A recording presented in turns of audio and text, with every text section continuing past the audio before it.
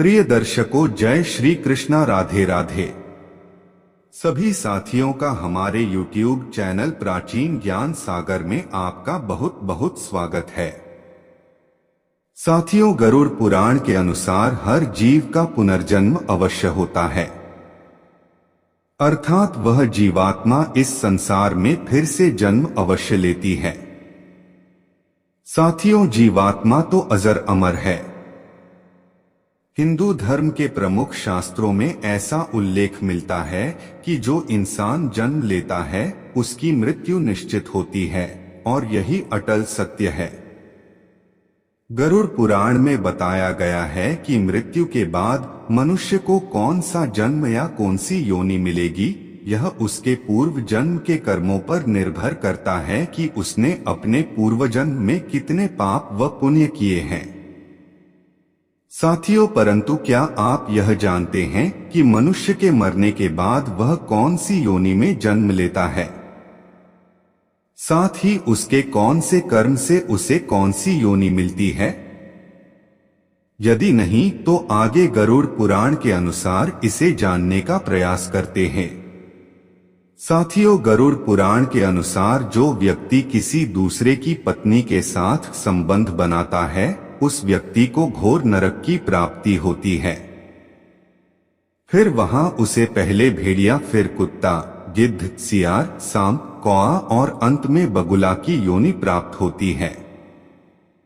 इतनी योनियों में जन्म के बाद उस आत्मा को अंत में मनुष्य योनि की प्राप्ति होती है। साथियों, जो मानव अपने बड़े भाई व अपनों से बड़े या फिर अन्य किसी वृद्ध का अपमान करने वाले व्यक्ति को कौंच नामक पक्षी की योनि के रूप में जन्म लेना पड़ता है। इतना ही नहीं, 10 वर्षों तक उसे इसी योनि में रहना पड़ता है। साथियों, जो व्यक्ति सोने की या सोने के आभूषण की चोरी करता है तो उस व्यक्ति को कीड़े मकोड़े की योनि प्राप्त होती है।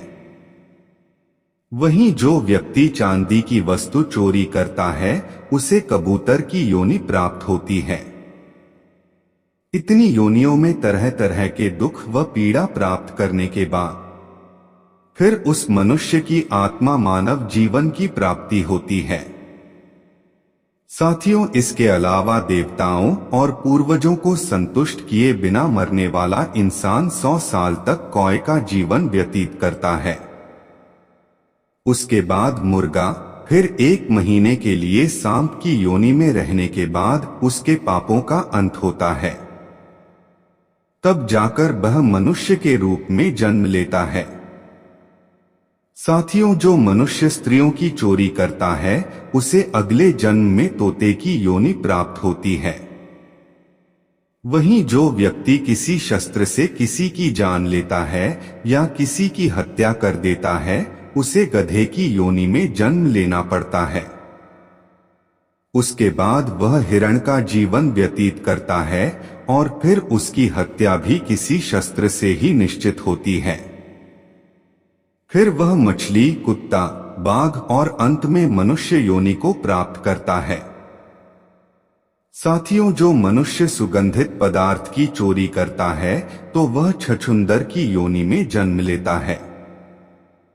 साथियों, पद्म पुराण में बताया गया है कि जब कोई आत्मा निर्धारित 84 लाख योनियां का जन्म चक्र पूरी कर लेती है और उसके कर्म भी अच्छे होते हैं तो उसे पितृ या देव योनि प्राप्त की होती है। इसके साथ ही वह जन्म जन्मांतर से मुक्त होकर बैकुंठ धाम चली जाती है। जबकि नीच कर्म करने वाली आत्मा को फिर से 84 लाख योनियों में जन्म लेने के लिए नीचे भेज दिया जाता है।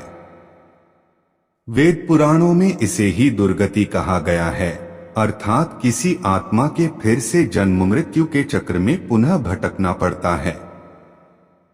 साथियों, मानव जीवन की मृत्यु के पश्चात बैकुंठ या 84 लाख योनियों के चक्र संबंधित जो पौराणिक मान्यता थी उसे हमने आपको बताने का प्रयास किया और आगे भी हम आपके लिए इसी तरह के नए नए प्रसंग लेकर आते रहेंगे। तब तक के लिए सभी साथियों को जय श्री कृष्णा, राधे राधे।